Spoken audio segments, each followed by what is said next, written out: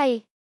Welcome back again to Brayle's channel. Nagbabalik po tayong muli para sa pahabol na PIAT updates as of this date March 8. At ang pagbibigay muli ng financial assistance at maging ang mga senior citizens, birthday celebrants sa buwan ng January hanggang April at kasama rin ang mga unclaimed beneficiaries ng nakaraang taon.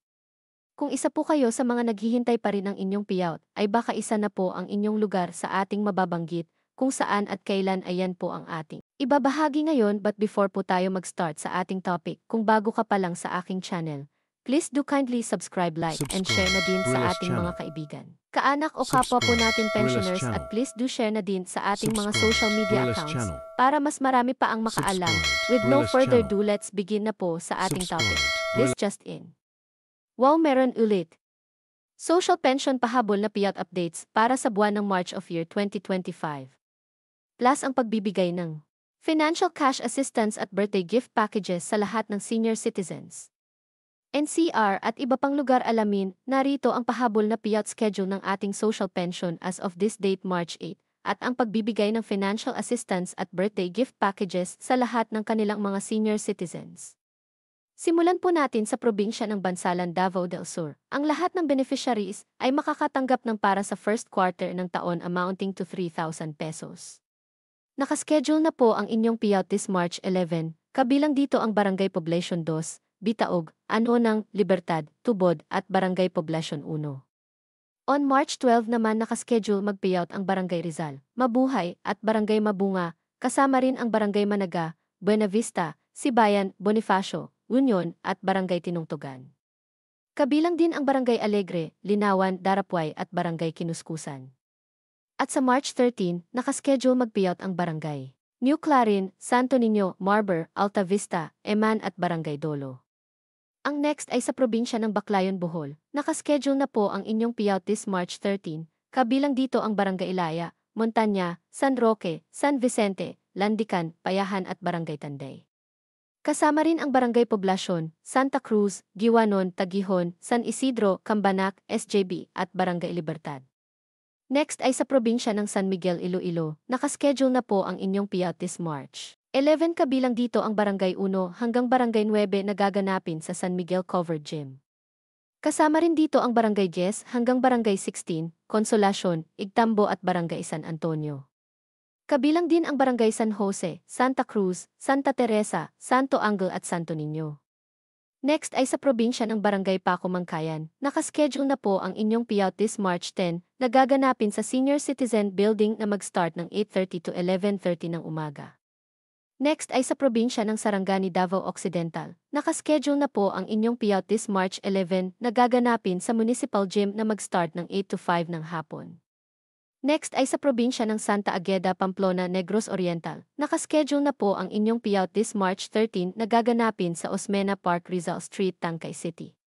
Next ay sa probinsya ng Dampas, Tagbilaran City, Bohol. Nakaschedule na po ang inyong payout this March 15 na gaganapin sa Island City Mall Activity Center na mag-start ng 1 to 4 ng hapon. Next ay sa probinsya ng Barangay Bool, Tagbilaran City, Bohol. Nakaschedule na po ang inyong payout this March 15 na gaganapin sa Island City Mall Activity Center na mag-start ng 8:30 to 11 ng umaga. Next ay sa probinsya ng Barangay Magiling, Piat, Cagayan. Nakaschedule na po ang inyong payout this March 11 na gaganapin sa inyong Barangay Gymnasium na mag-start ng 8 to 12 ng tanghali. At lastly ay sa probinsya ng Barangay San Rafael Jose, Panganiban, Camarines Norte. Nakaschedule na po ang inyong payout this March 11 na gaganapin sa Barangay Parang Covered Court na mag-start ng 8 ng umaga.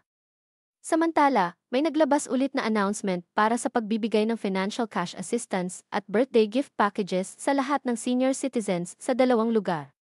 Unahin po muna natin ang pagbibigay ng birthday gift packages sa National Capital Region at ito ay sa lungsod ng Caloocan City. Nakapag-start na po ang pagbibigay ng gift packages simula pa noong March 6 hanggang March 8. On March 10 nakaschedule ang Barangay 1, 2 at 3. On March 11 nakaschedule naman ang Barangay 4, 6 at 8. On March 12 nakaschedule naman ang Barangay 5, 9 at 13. On March 13 naman nakaschedule ang Barangay 7, 10 at 11. At sa March 14 naman nakaschedule ang Barangay 12 at 14. Maging ang North Caloocan ay nakapag-start na din ng kanilang pamamahagi ng birthday gift packages Nag-start na ito noong March 6 at 7.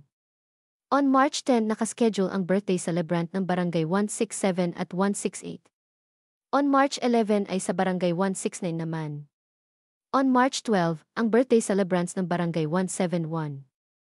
On March 13 ang Barangay 173 senior celebrants ang mabibigyan ng birthday packages.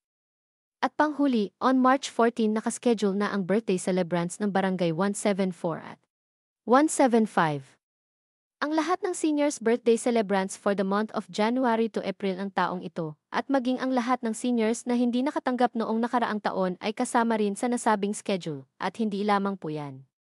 Dahil sa probinsya naman ng Cebu City ay naglabas na rin ng announcement ang kanilang municipality para sa pagbibigay ng financial assistance para sa kanilang mga senior citizens.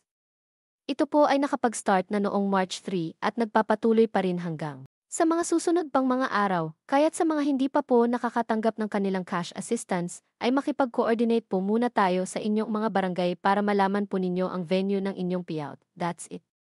Sa ngayon ay ito pa lamang ang mga naglabas ng kanilang payout schedule as of this date.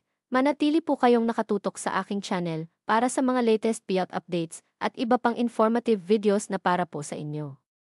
Marami pong salamat and God bless everyone.